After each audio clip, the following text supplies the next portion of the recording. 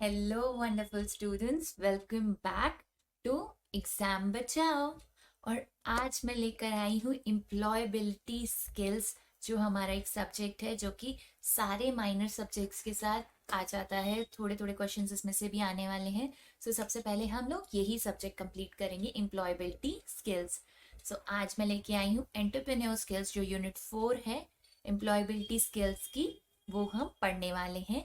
ये एक short revision रहेगा पूरी वीडियो का, जिसमें हम देखेंगे कि किस तरीके से क्वेश्चंस आएंगे और किस क्या टॉपिक्स हैं उनको डिटेल में समझेंगे। पहली वीडियो रहेगी जिसमें हम पूरा समराइज कर लेंगे पूरे यूनिट को, और एक और वीडियो आएगी जिसमें हम लोग इम्पॉर्टेंट क्वेश्चंस देखेंगे यूनिट 4 और यूनिट 5 से रिलेटेड। अगर आपने ये पेज अभी तक सब्सक्राइब नहीं किया है तो झट से फट से जाके ये जो चैनल है वो सब्सक्राइब कीजिए, जिससे कि जैसे ही वीडियो मैं डालूं इस चैनल पे आपको मिल जाए। ओके, मैं हूँ सुजाता बजाज। बेसिकली मैं एक समराइज वीडियोस बनाती हूँ इस चैनल पे, जिसमें मैं पूरा चैप्टर एक ही वीडियो में समझाने की कोशिश करती हूँ। अगर ज्यादा ही लंबा हो जाता है तो फिर मैं पार्ट 2, पार्ट 3 और जितने पार्ट मेरा मन करेगा उतने बना देती हूँ। Okay, let's get started.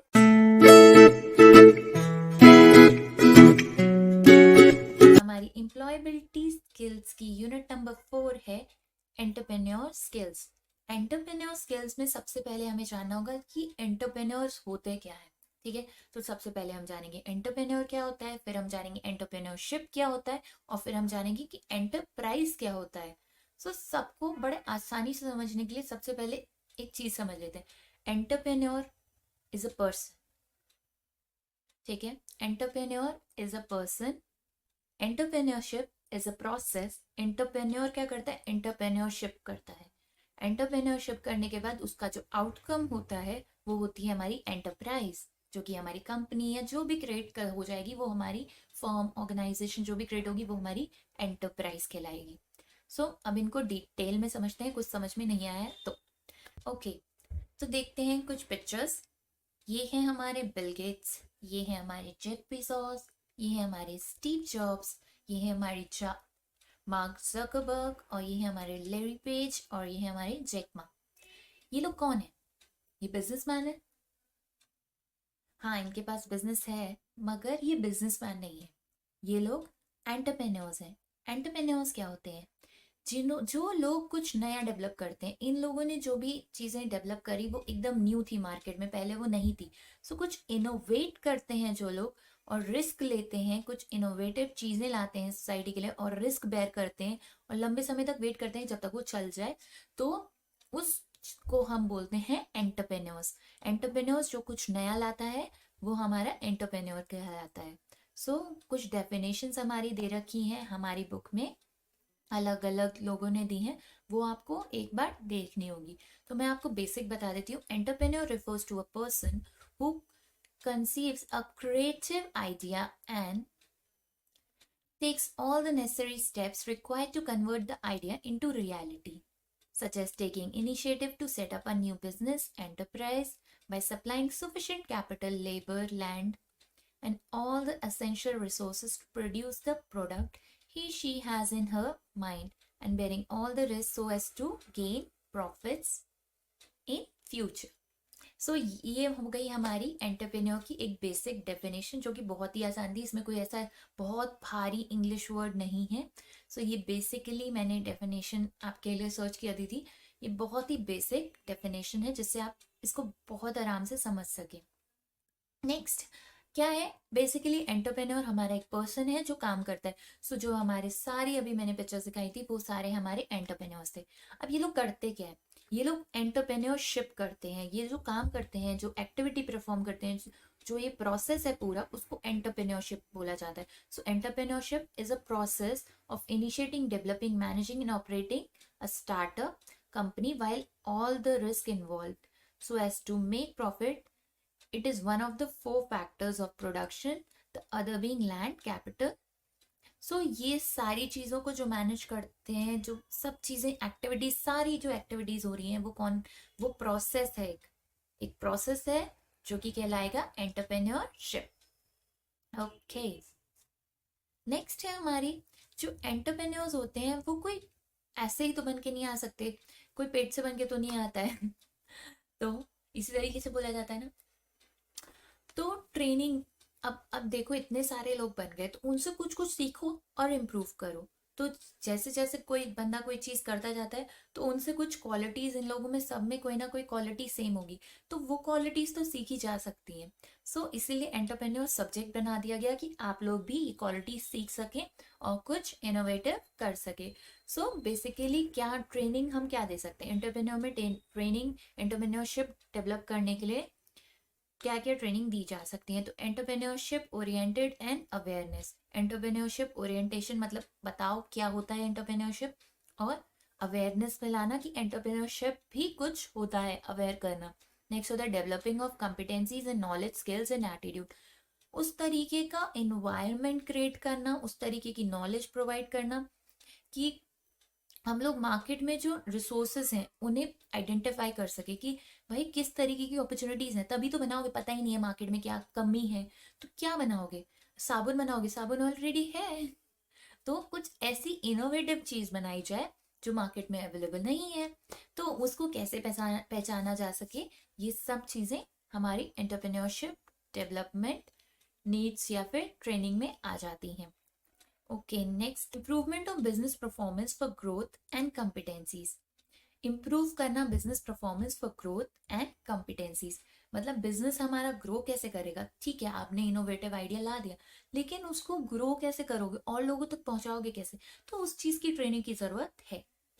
Okay, next है हमारा, डिफरेंट डिफरेंट डेफिनेशंस बताई गई हैं। अगर आपको वो डेफिनेशंस पढ़नी है, अगर डायरेक्ट क्वेश्चन आता है तो आपको पता होनी चाहिए। सो साइकोलॉजिस्ट, इकोनॉमिस्ट, फिजियोलॉजिस्ट और फिर हमारे एंटरप्रेन्योर्स, सब ने कौन सी डेफिनेशंस दी हैं वो आप जाके मेरे नोट्स में पढ़ सकते हो। लिंक मैं नीचे डिस्क्रिप्शन बॉक्स में ब्लॉग का दे दूंगी, so go and check that site. Okay, next है गवर्नमेंट क्या कर रही है, क्या कर रही है एंटरप्रेन्योरशिप के लिए। गवर्नमेंट क्या कर रही है, गवर्नमेंट ने कहा कुछ तो करना चाहिए एंटरप्रेन्योरशिप स्किल्स बढ़ाने के लिए।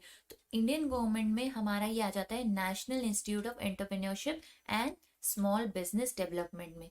तो इनका बेसिकली क्या होता है, ये हमारी ministry of skills development and entrepreneurship में आ जाते हैं। ये गवर्नमेंट ऑफ इंडिया के अंदर ही आता है। ये क्या करती है, ट्रेनिंग प्रोवाइड करती है एंटरप्रेन्योरशिप के लिए। जैसे कि आप लोग ये सब्जेक्ट पढ़ रहे हो तो ऐसे और बहुत सारे डिप्लोमाज एंड कोर्सेज भी होते हैं। सो ये सारे यही ऑर्गेनाइजेशंस करवाती हैं, जिससे कि आपको अवेयर किया जा सके कि किस तरीके की अपॉर्चुनिटीज हैं, आइडेंटिफाई करना अपॉर्चुनिटीज को और फिर उनको एज यूज करना अपने फायदे के लिए और बनना एंटरप्रेन्योर। ओके, तो नेक्स्ट हमारा आ जाता है ओके, नेक्स्ट है हमारा करेक्टरिस्टिक्स ऑफ एंटरप्रेन्योरशिप। करेक्टरिस्टिक्स क्या होते हैं एंटरप्रेन्योरशिप के, एंटरप्रेन्योरशिप जो प्रोसेस था उसके क्या करेक्टरिस्टिक्स होता है। बेसिकली एंटरप्रेन्योरशिप क्या होती है, इकोनॉमिक एक्टिविटी होती है, पैसा इन्वॉल्व होता है, प्रॉफिट बना, मतलब प्रॉफिट के लिए ही एंटरप्रेन्योरशिप की जाती है। अल्टीमेटली आप कोई आइडिया जनरेट कर रहे हो तो अल्टीमेट गोल क्या होगा आपका, उससे पैसे कमाना। सो इकोनॉमिक एक्टिविटी होती है। आइडेंटिफाई द अपॉर्चुनिटी, अपॉर्चुनिटीज को आइडेंटिफाई करना। अपॉर्चुनिटीज क्या होती है, जो चीज़ें अभी तक मार्केट में नहीं आई हैं या फिर कहीं पे कोई गैप है, कोई चीज़ कमी है तो उसको फिल करना। अपॉर्चुनिटी को आइडेंटिफाई करना कि इस चीज़ की ज़रूरत है लेकिन ये मार्केट में नहीं है, तो अपॉर्चुनिटी को आइडेंटिफाई कर सकते हैं इस तरीके से। टेकिंग रिस्क, रिस्क हमेशा इन्वॉल्व रहेगा। आप सक्सेसफुल हो भी सकते हैं और सक्सेसफुल नहीं भी हो सकते हैं। So it's like taking a big risk. Next है हमारे, जो हमारी एंटरप्रेन्योरशिप है, इट्स अ साइंस और art.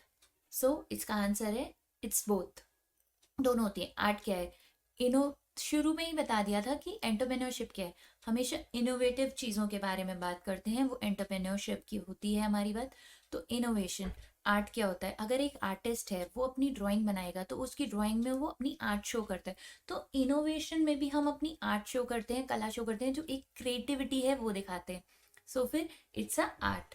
So basically it's an instinct approach, जो दिमाग में आ रहा है। इंस्टिंग क्या होता है, इंस्टिंग्स आ गए हमें, आइडियाज आना, इंस्टिंग्स आना। और हमारी जो सक्सेसफुल एंटरप्रेन्योर्स होते हैं उनकी जो आर्ट होती है वो सिग्निफिकेंस होता है, मतलब उसका बहुत ज़रूरी होता है, ठीक है। Entrepreneurs as a science, science क्यों है? जो साइंस है और जो एंटरप्रेन्योरशिप है वो साथ साथ चलते हैं। जैसे कि हम एग्जांपल ले सकते हैं एलन मास्क का। तो वो साइंस के बारे में ढूंढ रहे हैं, जो साइंस में हो चुका है, मतलब को एग्जिस्ट कर रहे हैं। अब नई चीजें जो साइंस में जरूर जो फाइंड आउट करनी है उसे फाइंड आउट कर। सो एंटरप्रेन्योरशिप साइंस के साथ चलती है। और बहुत सारे बेनिफिट्स भी होते हैं साइंस के, पहले से जो एक्सपेरिमेंट्स हो चुके हैं जो हमें पता है कि ये फेल हो गए, लेकिन अभी भी हम उसमें नई नई चीजें फाइंड आउट कर सकते हैं, जो कमियां हैं उनको दूर कर सकते हैं। सो साइंस इस तरीके से भी एक्सपेरिमेंट्स करा जाता है जो। और हमारे जरूरी नहीं है कि हमेशा जो हमारा एंटरप्रेन्योरशिप है वो प्रॉफिट के लिए भी हो, जरूरी नहीं है ये। लेकिन हो सकता है कि हम जानना चाह रहे हैं कि ये चीज सक्सेसफुल होगी कि नहीं होगी, हो सकता है फेल भी हो जाए। तो जरूरी नहीं है हमेशा प्रॉफिट बनाने के लिए ही एंटरप्रेन्योरशिप की जाए। एक तरीके की साइंस भी होती है, मेजर किया जाता है किस हद तक सक्सेस हो सकते हैं, किस हद तक ये चीज सक्सेसफुल हो सकती है। सो मेजर भी किया जाता है। सो फिर साइंस है। So entrepreneur is science and art as well as art. Next है हमारा qualities of successful entrepreneurs. Qualities of successful entrepreneurs क्या होंगी? सो जो हमारा एंटरप्रेन्योर होता है वो गुड लुकिंग होना चाहिए, उसके बाल अच्छे होने चाहिए, नहीं ये नहीं होती है। सो कुछ क्वालिटीज होती हैं जो एंटरप्रेन्योर्स में होनी चाहिए, जो कि हम लोगों ने देखी हैं, सारे जो एंटरप्रेन्योर्स थे उनमें ये क्वालिटीज पाई गई हैं मोस्टली में। सो वो क्या है वो क्वालिटीज? तो अगर आपको सक्सेसफुल एंटरप्रेन्योर बनना है तो इन क्वालिटीज को ध्यान से सुन लो। इनिशिएटिव। इनिशिएटिव क्या है? अगर आप अपॉर्चुनिटी को आइडेंटिफाई नहीं करोगे, उसके लिए इनिशिएट नहीं करोगे, तो आप वो अपॉर्चुनिटी नहीं ले सकते, उसका फायदा नहीं उठा सकते। तो इनिशिएट लेना कि हमें ये चीज करनी है, उसको एडवांटेज लो उस अपॉर्चुनिटी का, और इनिशिएट करना, पहले जाके उसको पहचानो और उस पर काम करना शुरू कर दो, दैट इज इनिशिएटिव। नेक्स्ट है हमारा willingness to take risk. Obviously being an entrepreneur is taking a big risk. So if you want to become an entrepreneur, you have to take or bear a lot of risk. And so to bear risk, you have to be ready, you have to be willing to take the risk. Ability to learn from experience, motivation, self confident होना चाहिए, hard working होना चाहिए, decision making ability होनी चाहिए। सो ये सब qualities हैं।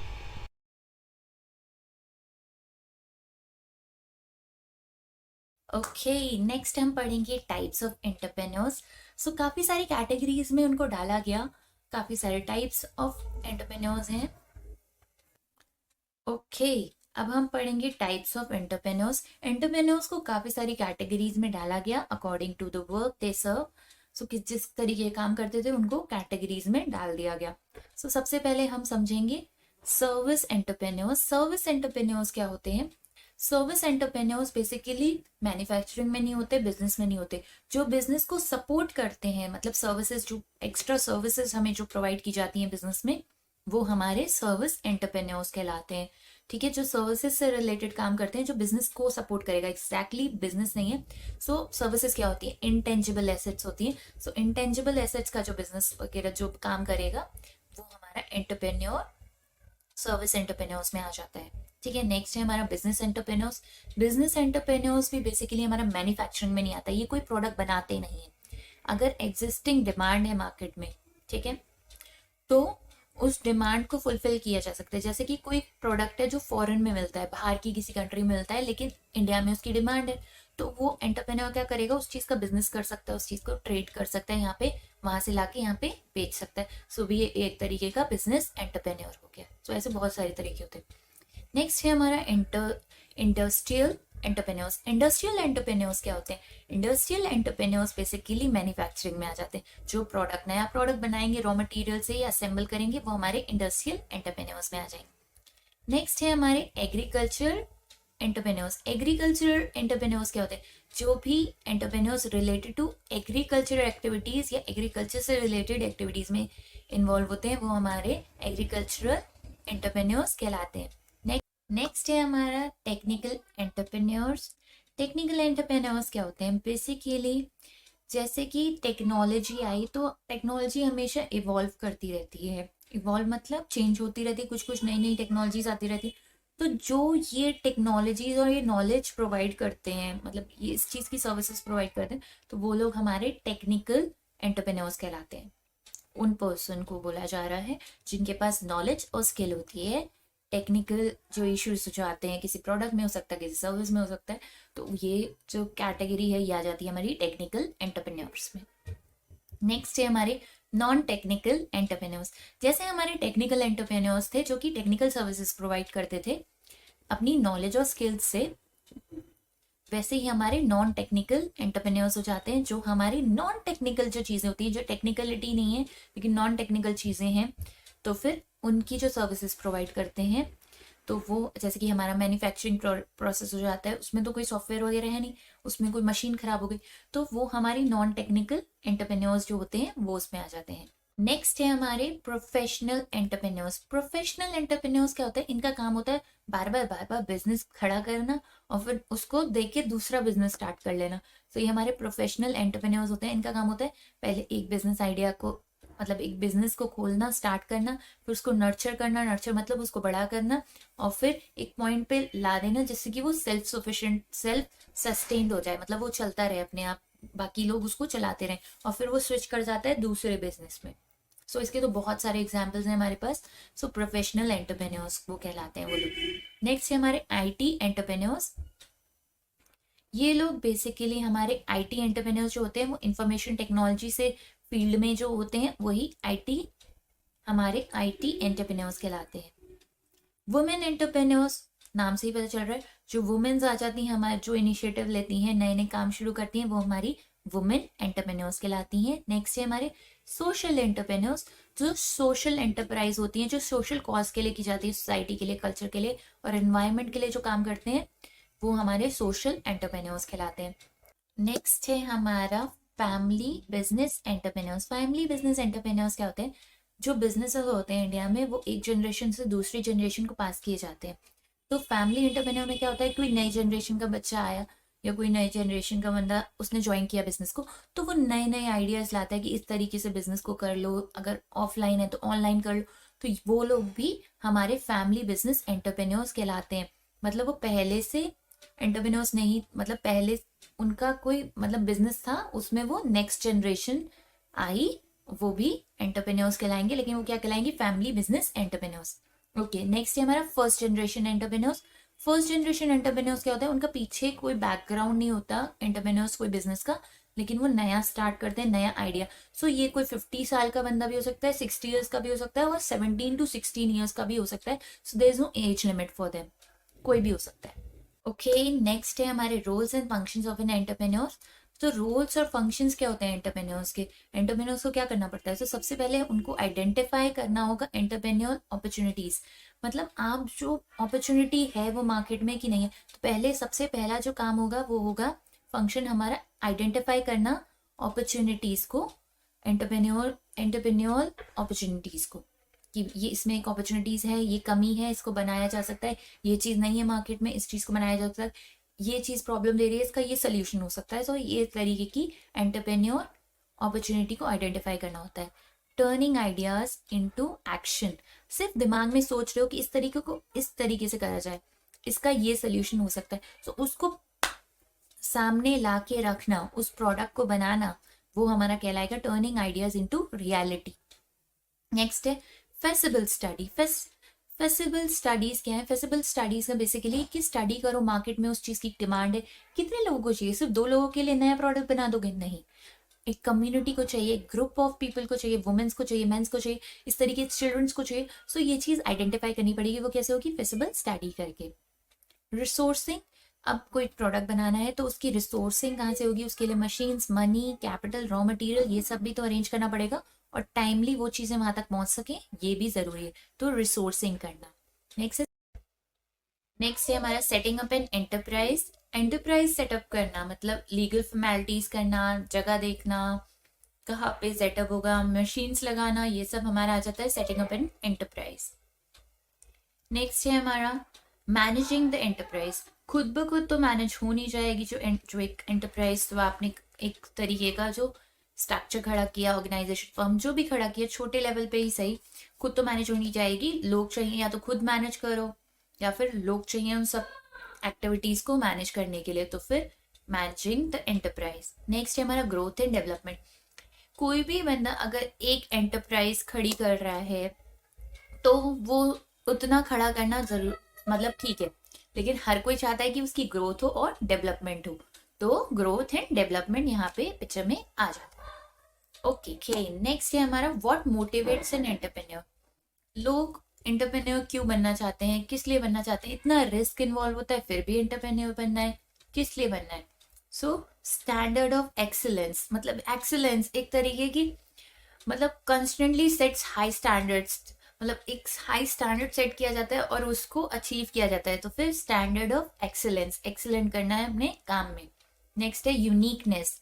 Obviously innovative चीजें आती हैं तो फिर यूनिकनेस भी आ जाती है। Most important quality is to remain unique, मतलब हर चीज में एकदम यूनिकनेस रहती है। फोकस ऑन लॉन्ग टर्म गोल।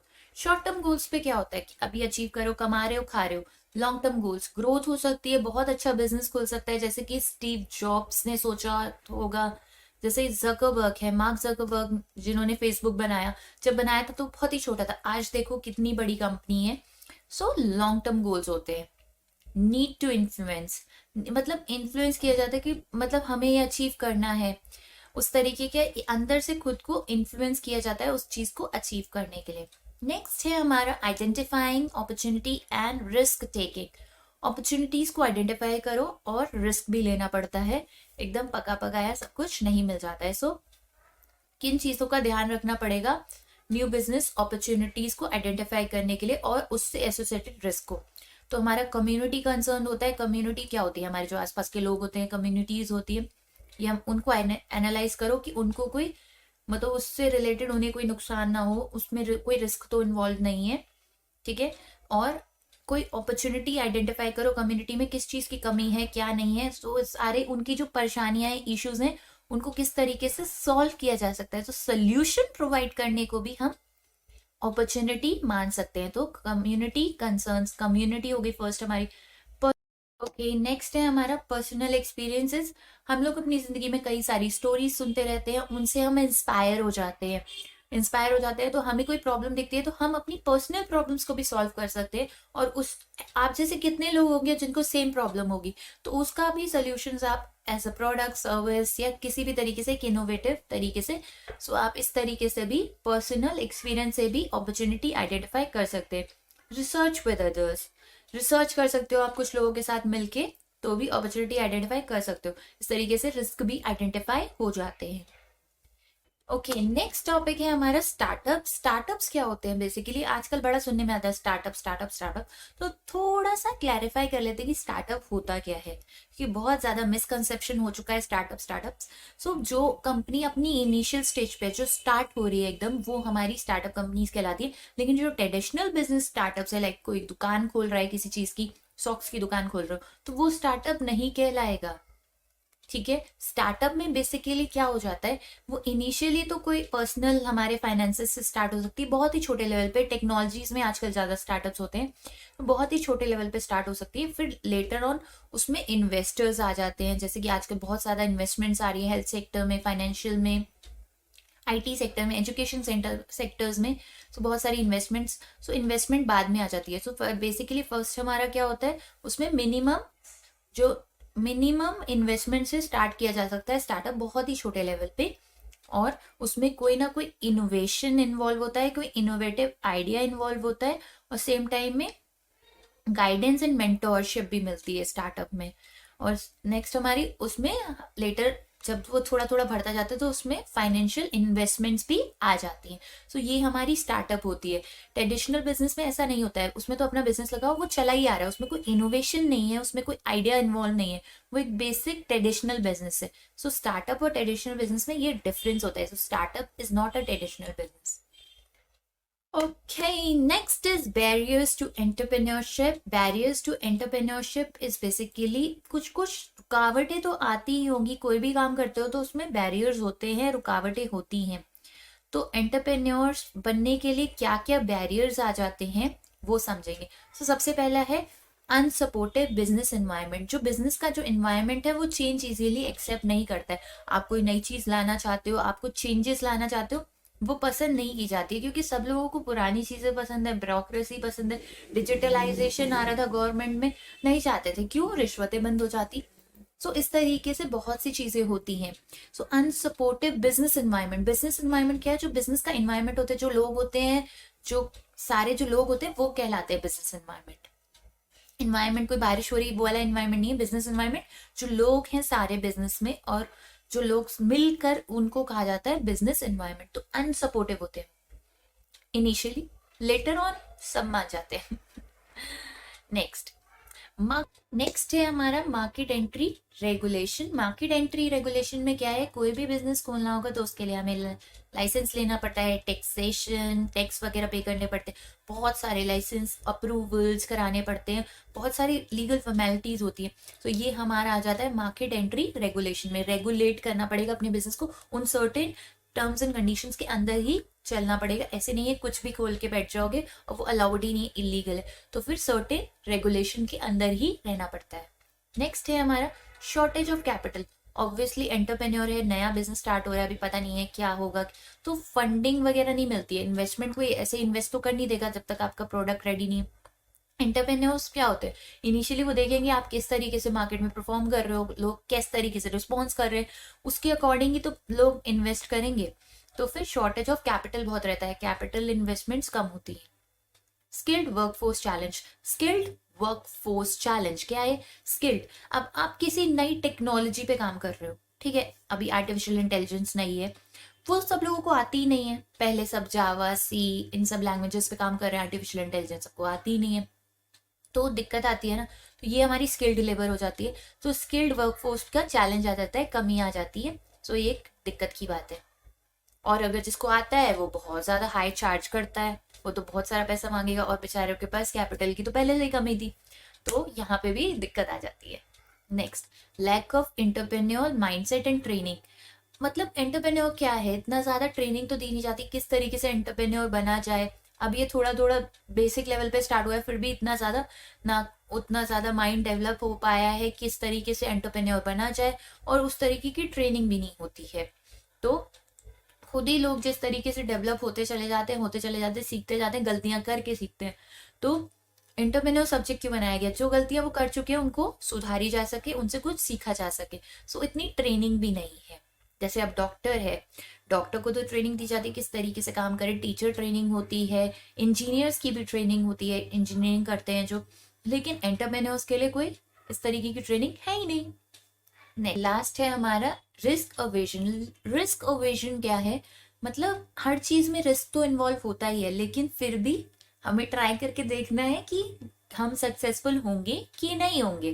तो ये रिस्क अवेजन क्या है? कि हमें पता है कि थोड़ी सी अनसर्टेनिटी इन्वॉल्व है, लेकिन एक गैम्बल की तरह हो गया कि हमें ट्राई करके देखना है कि हम सक्सेसफुल होंगे कि नहीं होंगे। So this is called risk aversion. Okay, next है हमारा fear as a barrier. Fear भी बहुत तरीके के फियर्स रहते होंगे। एंटरप्रेन्योर्स जो होते होंगे उनके माइंड में कितने तरीके के फियर्स होते हैं। आप एग्जाम देने जाते हो, आपके माइंड में कितने तरीके के फियर्स होते हैं। फेल हो जाऊंगा, कम नंबर रह जाएंगे, मेरे फ्रेंड के ज्यादा आ जाएंगे, ये भी एक तरीके का फियर होता है। तो बहुत तरीके के होते हैं। पेन की रिफिल खत्म हो जाएगी, कईयों को ये भी फियर होता है। तो बहुत तरीके के फियर्स होते हैं, फियर होते हैं। तो एंटरप्रेन्योर्स को किस तरीके के फेयर्स होते हैं? तो फेयर भी एक तरीके का बैरियर की तरह काम करता है। आप डर में अच्छा परफॉर्म नहीं कर सकते हो। अगर आप बहुत खुश हो, आप बहुत कॉन्फिडेंट हो, हाँ आज तो मैं बहुत अच्छा करके आऊंगा, आज मैंने बहुत सारे क्वेश्चंस पढ़ के आया हूँ तो मैं बहुत अच्छा करके आऊंगा, तो ये एक तरीके का कॉन्फिडेंस देता है। तो फियर पीछे खींचता है, अपोजिट करेगा। तो किस तरीके? फियर ऑफ फेलियर होता है, फियर ऑफ द अननोन होता है, कोई अननोन सर्कमस्टांसेस आ गए, पता ही नहीं है, कोई प्रॉब्लम आ गई, कुछ अनसर्टेनिटी आ गई, तो वो भी होता है। Fear of not being an expert, उस चीज में आप एक्सपर्ट नहीं हो, उसका भी फियर होता है। Fear of being pushed into uncomfortable situation, कुछ ऐसी सिचुएशन आ जाए, कोई भी बुरा हो सकता है, आपको कह दिया जाए इसके बारे में बोलो आप, लेकिन पब्लिक स्पीकिंग में अच्छे नहीं हो, आपको बोलने में डर लगता है, लेकिन आपको स्टेज पे जाके बोला जाए जाओ जाओ स्टेज पे जाके बता के आओ क्या प्रोडक्ट है आपका। तो ये भी एक तरीके की being pushed into uncomfortable situation, आपको एक अनकंफर्टेबल सिचुएशन में डाल दिया गया है। फियर ऑफ रिस्क टेकिंग सबसे बड़ा, डर बहुत होता है रिस्क टेकिंग का, पैसा लगा है या फिर आपका टाइम लगा है, आप 10 साल से किसी चीज पे या 2 साल से एक चीज पे काम कर रहे हो, तो ये एक तरीके का उसका भी फेयर होता है। तो ये सारे हमारे फियर हो गए जो कि इन्वॉल्व होते हैं एंटरप्रेन्योरशिप में। ये भी एक तरीके के हमारे बैरियर्स की तरह ही होते हैं। नेक्स्ट जो है वो है हमारा attitude of the entrepreneur. Entrepreneur का एटीट्यूड किस तरीके का होना चाहिए। सो ये चार्ट हम देखेंगे। सबसे पहले हम लोग पढ़ेंगे कि जो हमारे डिसीजिवनेस, जो एंटरप्रेन्योर है उसमें डिसीजन लेने की कैपेबिलिटीज होनी चाहिए, मतलब वो जल्दी जल्दी डिसीजन ले पाए जो भी डिसीजन उसे लेना है आगे के लिए। So quick and profitable decision making, ऐसे नहीं जल्दी से डिसीजन ले, प्रॉफिटेबल भी होना चाहिए, फायदेमंद भी होना चाहिए। Organisational skills, ability to make the optimum use of time, energy, resources to achieve the desired goals. Organisational skills भी होनी चाहिए, सब चीज़ों को ऑर्गेनाइज करना, सिर्फ पीपल को ही नहीं ऑर्गेनाइज करना होता है, अपने गोल्स को, अपनी desire, resources, energy, skills, time, सबका ऑर्गेनाइजेशनल करना पड़ेगा। ऑर्गेनाइजेशनल स्किल्स होना बहुत ज़रूरी है, लेकिन सभी चीज़ों के लिए ऑर्गेनाइजेशन होती है, सिर्फ ऑर्गेनाइजेशन को मैनेज नहीं करना। ऑर्गेनाइजेशन में क्या आ गया हमारा, एनर्जी, टाइम, रिसोर्सेज, सभी तो ऑर्गेनाइजेशन है, लोग भी तो ऑर्गेनाइजेशन है, तो उनको मैनेज करना। पर परसिवेरेंस में क्या होता है हमारा, ability to continue to do something even when it is difficult.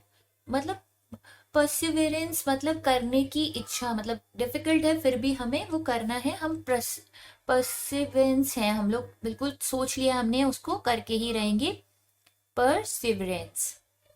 Next है हमारा taking initiatives.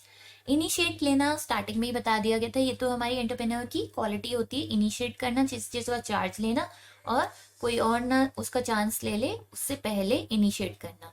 Entrepreneur skills, ability to work with others. Entrepreneur skills, दूसरों के साथ काम करना। ओके, इसी से रिलेटेड हमारे नेक्स्ट है हमारे एंटरप्रेन्योर कॉम्पिटेंसीज। एंटरप्रेन्योर कॉम्पिटेंसीज क्या है, बेसिकली एक तरीके का एटीट्यूड जनरेट करना कि हमारे में ये कॉम्पिटेंसीज होंगी तो हम सक्सेसफुली एक एंटरप्रेन्योर बन सकते हैं। सो इसमें हमारे जो हमने अभी ऊपर पढ़े थे पांचों, उसके अंदर ही आ जाते हैं हमारे डिसीजिवनेस के अंदर हमारे आ जाता है know your self, identify opportunities, analyse the opportunities, problem solving. Very easy easy. Know your self, खुद को जानो, कितनी क्या तुम्हारी कैपेबिलिटीज हैं और क्या कमियां हैं। अपॉर्चुनिटीज को पहचाना। नेक्स्ट, आइडेंटिफाइंग अपॉर्चुनिटीज, अपॉर्चुनिटीज को आइडेंटिफाई करना। अगर आपने स्टार्टिंग से वीडियो देखी है तो आपको ये चीजें समझ में आ रही होंगी। अपॉर्चुनिटीज को आइडेंटिफाई करना मैं पहले ही बता चुकी हूँ। Analyse an opportunities, analyse the opportunity. क्या, अगर आपको कोई अपॉर्चुनिटी पता चल गई कि हाँ ये कमी है, ये चीज है जिसमें एक अपॉर्चुनिटी है कि इसमें कुछ किया जा सकता है, तो उसको एनालाइज करना कि किस हद तक किया जा सकता है, किस तरीके की डिमांड है, किस तरीके की सप्लाई की जा सकती है, सब चीज़ों को एनालाइज करना। प्रॉब्लम सॉल्विंग, अगर कोई problem as a opportunity find out करिए तो उसका सोल्यूशन फाइंड आउट करना। इनिशिएटिव, इनिशिएटिव में आ जाता है हमारा realise that you can take action. Realise करना कि आप उसमें एक्शन ले सकते हो, अपने आप पे विश्वास रखना। Believe you can take action, believe करना और पहचानना, रियलाइज करना और फिर एक्शन ले लेना, टेक एक्शन। एंटरप्रेन्योर स्किल्स में हमारे आ जाते हैं listening, positive body language, positive attitude, stress management. Perseverance में हमारे आ जाते हैं not giving up. Obviously perseverance में क्या था कि डिफिकल्ट सिचुएशन भी हो तो भी आपको वो काम करना है, तो not giving up, working hard, learning from failures. Organisational skills में हमारा है टाइम मैनेजमेंट, टाइम को मैनेज करना। कोई काम है, कोई एक्टिविटी, तो एक टाइम डिसाइड किया गया है उसके अंदर करना, वरना अगर उस चीज़ का टाइम निकल जाएगा, अगर क्रिसमस पार्टी अगर क्रिसमस पे ही नहीं होगी तो फिर वो क्या ही न्यू ईयर पे करोगे क्या। तो टाइम मैनेजमेंट करना भी बहुत ज़रूरी है कि जब वो चीज़ की ज़रूरत है तब वो चीज़ रेडी हो, तो टाइम मैनेजमेंट करना, जो एक्सेसिव चीज़ें हैं उन्हें काट के टाइम को मैनेज करना। गोल सेटिंग, गोल सेटिंग्स करना स्टार्टिंग में ही बहुत ज़रूरी होता है, अगर आपके गोल्स ही सेट नहीं है तो आप क्या अचीव कर पाओगे। एफिशिएंसी, मिनिमम रिसोर्सेज को मतलब इफेक्टिवली यूज़ करना। एफिशिएंसी, मैनेजिंग क्वालिटी, क्वालिटी भी मैनेज करना। आज का लास्ट टॉपिक है हमारा बेनिफिट्स ऑफ एंटरप्रेन्योर कॉम्पिटेंसीज।